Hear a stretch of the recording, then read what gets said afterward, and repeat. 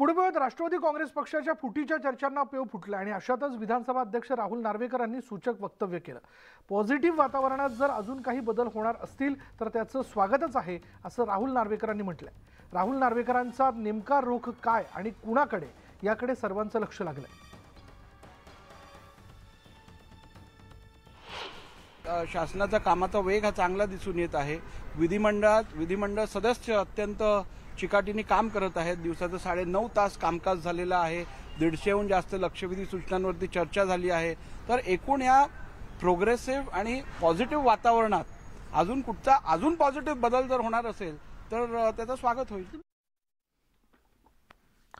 पुढे बघूया उद्धव ठाकरे जळगाव जिल्ह्यात तात्या पाटील जे त्यांच्या पुतळ्याच्या अनावरणासाठी येत असतील तर त्यांचं स्वागत आहे, पण राऊतांसारखा माणूस माझ्यावर बोलत असेल तर थेट सभेत शिरेन असा इशारा पाणी पुरवठा मंत्री गुलाबराव पाटलांनी दिला। 23 एप्रिलला उद्धव ठाकरेंची पाचोऱ्यात सभा पार पडते।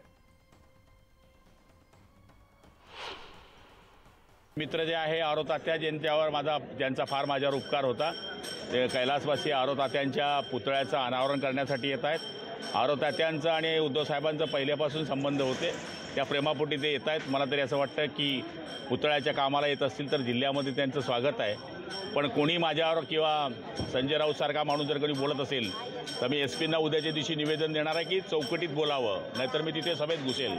घुसा ना, वाट बघतोय आम्ही। घुसा आणि परत जाऊन दाखवा।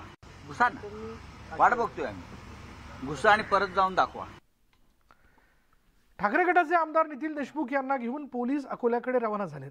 देशमुखांची पाणी संघर्ष यात्रा पोलिसांनी अडवली होती। फडणवीस यांच्या बंगल्यावर आंदोलन करण्यासाठी गेलेल्या देशमुखांना पोलिसांनी ताब्यात घेतलं। अकोला जिल्ह्यातील क्षारयुक्त पाण्यामुळे नागरिकांच्या आरोग्यावर परिणाम होत असल्याचा आरोप करत टँकरभर पाणी घेऊन देशमुखांनी जलसंघर्ष यात्रा काढली होती।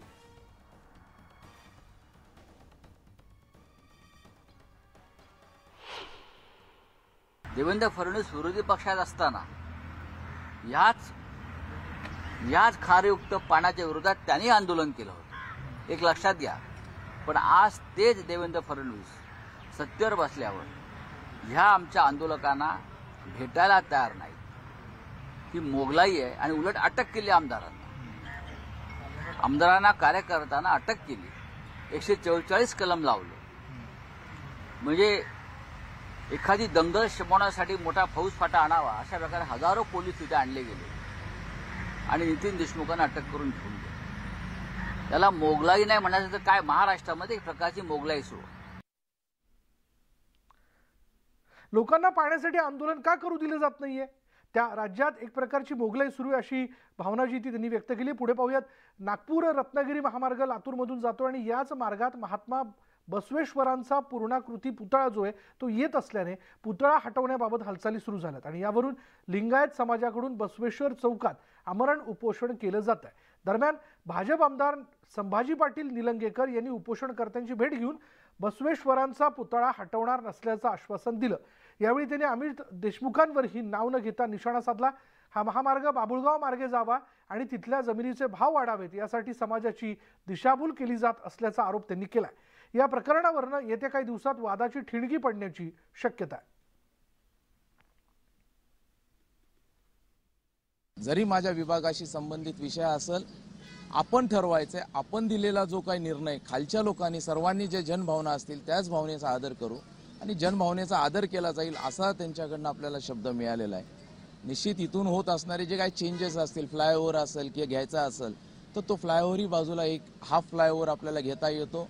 या भागामध्ये सुरळीत ट्रॅफिक मेंटेन करून कोणत्याही प्रकारे महात्मा बसवेश्वर यांचा पुतळा इथून सरकणार नाही, हे मी या ठिकाणी आपल्या माध्यमातून लातूरच्या जनतेला सांगतो।